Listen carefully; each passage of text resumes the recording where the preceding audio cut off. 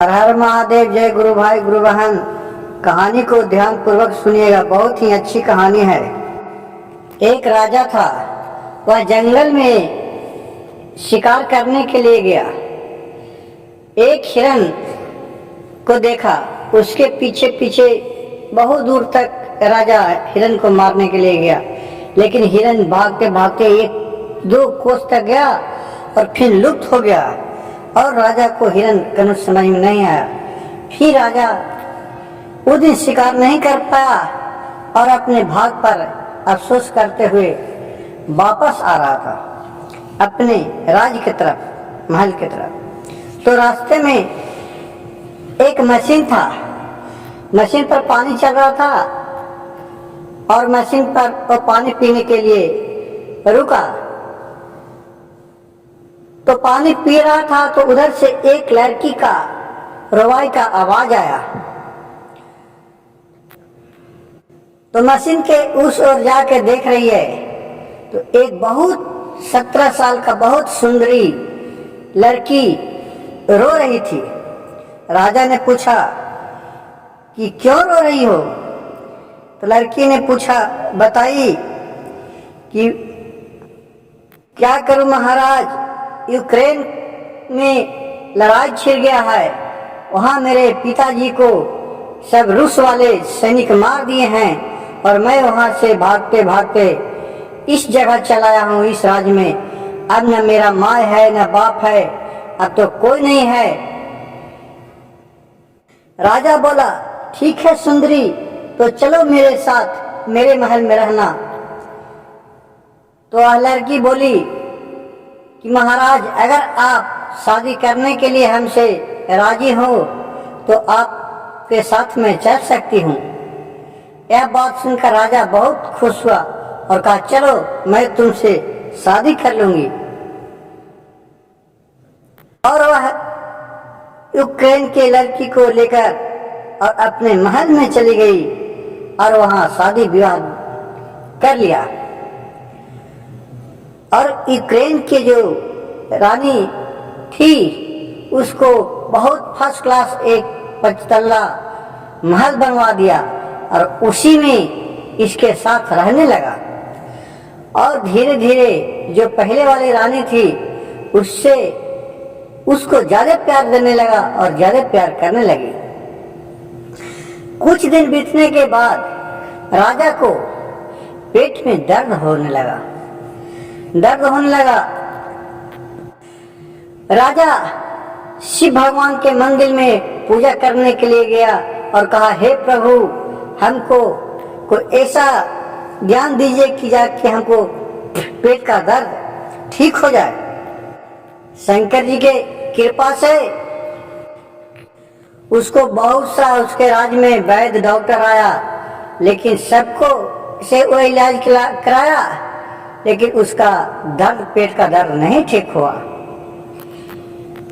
एक समय की बात है कि एक गुरु का आज्ञा पाकर उसका शिष्य आसमान से उड़ता हुआ हिमालय पर्वत पर जड़ी बूटी लाने के लिए गया। और वहां से जब वह जड़ी बूटी लेकर आसमान के द्वारा आ रहा था तो साधु का शिष्य ने देखा कि वाह, क्या राजा का महल है। यह देखकर वो बहुत थक गया था, तो सोचा कि चलो थोड़ा दिन इसी राज्य में विश्राम कर लेते हैं। तो वहां उतर गया तो राजा उस महल में नहीं था। तो राजा के बिस्तर पर जाके यह शिष्य, साधु का शिष्य था जो सो रहा, और एक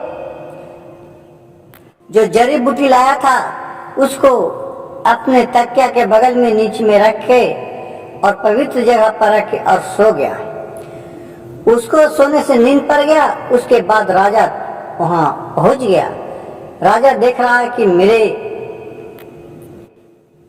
बिछौना पर एक कोई आकर अजनबी सोया हुआ है, लेकिन राजा देखकर वह चकित हो गया कि यह कोई न हो, यह शिव गुरु का महिमा, उन्हीं का देन है कोई कि मेरे पास आए हैं। इसलिए वह देखा कि ठीक है, देखते हैं कि अब साधु बाबा क्या करते हैं।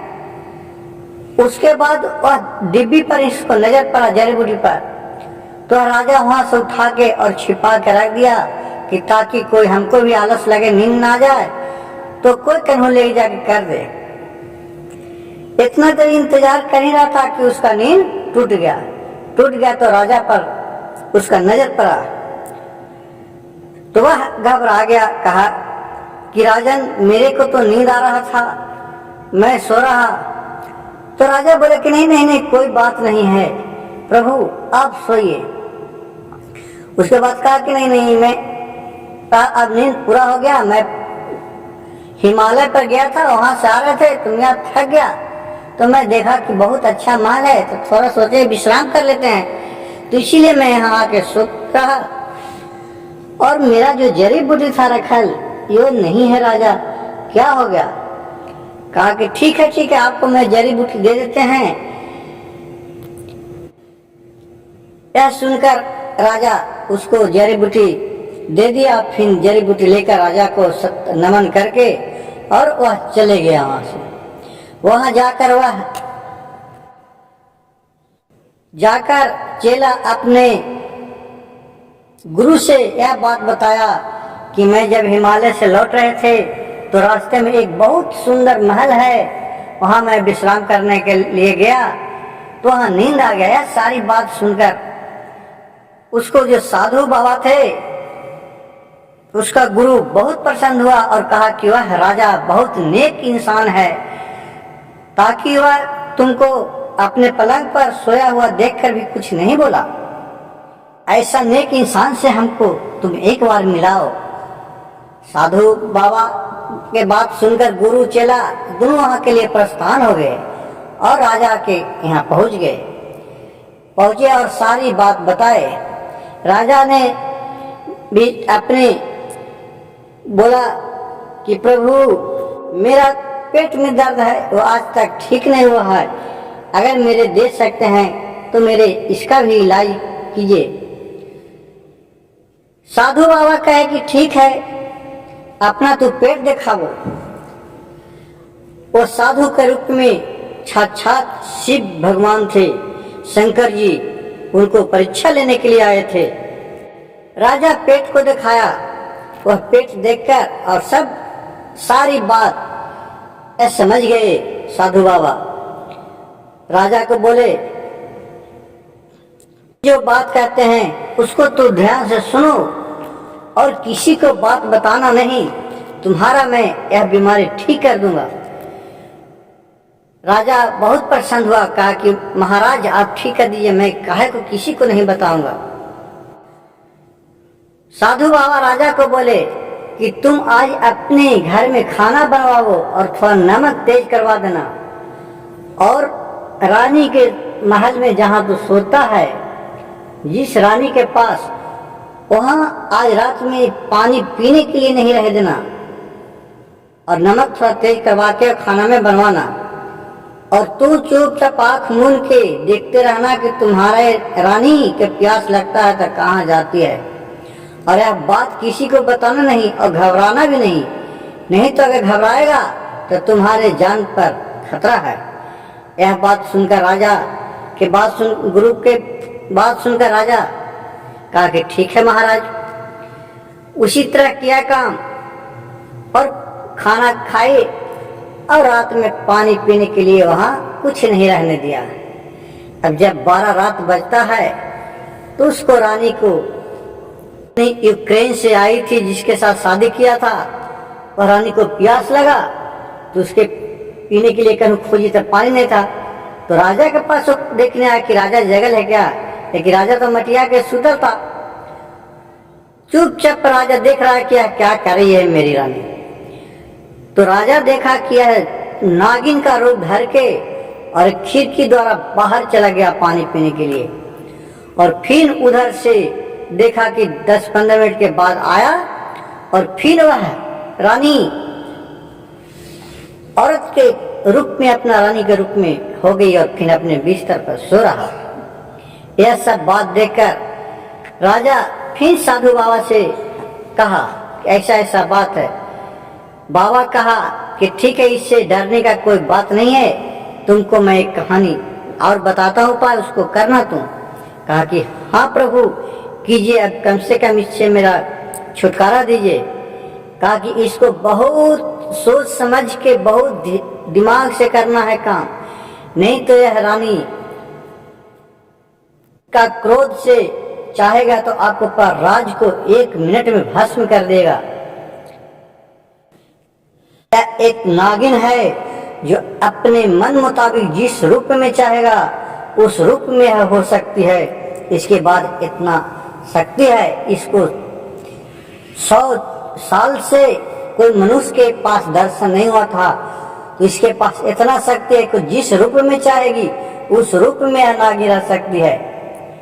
बात सुनकर राजा बहुत घबरा गया, लेकिन साधु बाबा बोले कि घबराने की बात नहीं है, मैं तुमको सब कहानी कहता हूँ कि एक और तुम महल अच्छा तरी बनाओ, उस महल में पूरा उजला से लहा सबको निपवा देना और पूरा फर्स्ट क्लास के, वहाँ सोने का अलगे, खाने का अलगे, नहाने का अलगे, 4 रूम बनाना, खाना बनाने का अलगे, और उसमें एक बहुत बड़ा चूल्हा बनाना, उसको अंदर में आग दह दह दह दह लहरत रहे, और उसके ऊपर ढक्कन बनवाना कि ताकि उसको में कुछ जाए तो उस पर से ढक दें तो उस बाहर नहीं आए, जल के उसमें छाए हो जाए।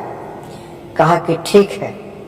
उसी तरह करवाया और बोला कि जब हो जाएगा और बोल देना कि 40 दिन तक इस महल में कोई भी नहीं आ सकता है, मैं और रानी के सिवाय।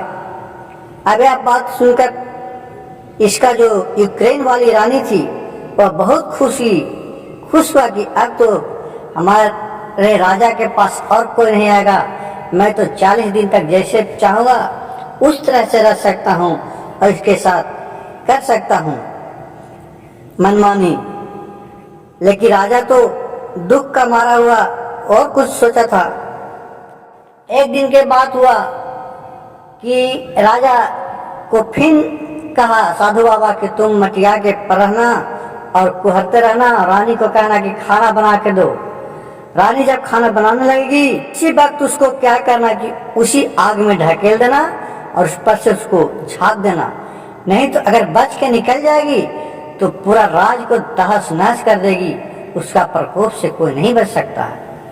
यह बात सुनकर राजा अपने मन में यह ठान लिया कि ठीक है, और उसी तरह वह राजा करने लगा और वह रानी को बोला कि महारानी खाना बना के दो, मेरा बहुत कष्ट के भूख लगे है, मेरा जान नहीं बचेगा और यहाँ तो कोई है नहीं आपके सिवाय। कहा कि ठीक है। वही रोटी बनाने लगी और वह देख कर राजा पाकर उसी जगह गया और रानी को ढकेल दिया, टप से ऊपर से उसको बंद कर दिया, लहला आग कर रहा था जिसमें, और वहां से चला गया। फिर सुबह हुआ, जाके साधु बाबा के सारी बात बताया राजा। तो साधु बाबा बोला कि ठीक है। वह 1 दिन के बाद वहां साधु बाबा आए, शंकर जी साधु के रूप में। तो साधु बाबा बोले राजा से कि राजा जाओ, इसमें एक पत्थर होगा, अब तुम ये बोलो कि पत्थर तू लेगा कि राख लेगा। राजा सोचा कि मैं राख लेके क्या करूंगा, पत्थर तो पत्थर लेता हूं। साधु बाबा से बोला कि मैं पत्थर लूंगा। पत्थर इतना खूबी था क्योंकि वही नागमणि उसके पास था, जो नाग रानी जली थी उसका मणि था, वह पत्थर था जो, और वह मणि को जिस चीज में भी छूता था वह सोना हो जाता था, रुपया पैसा के कोई कमी नहीं रहता था राजा के। और वह मणि ले लिया और राजा और साधु बाबा थे वह पूरा राख को अपना झोले में बटोरे और अपना हर हर बम बम भोले, हर हर बम बम भोले करते करते वह अपने शिवलोक को चले गए। और यहाँ राजा खुशी खुशी रहने लगा और इसका जितना दुख था वह सब कष्ट दूर हो गया भोलेनाथ के कृपा से।